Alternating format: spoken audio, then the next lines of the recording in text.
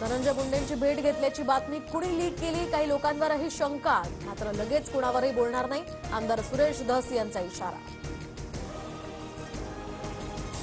2 कोटी खंडणी प्रकरणामध्ये आरोपी सुदर्शन गुलेच्या आवाजाचा नमुना घेतला. तपास अधिकाऱ्यांच्या मागणीनंतर आता गुलेला 14 दिवसांची न्यायालयीन कोठडी.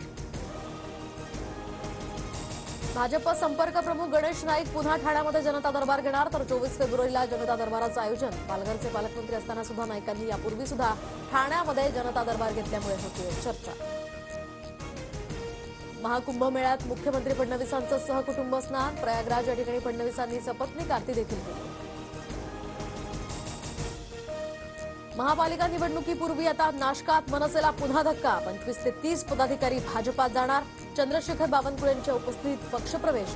राज ठाकरेंच्या दौऱ्यानंतर सुद्धा पक्षात गळती सुरूच.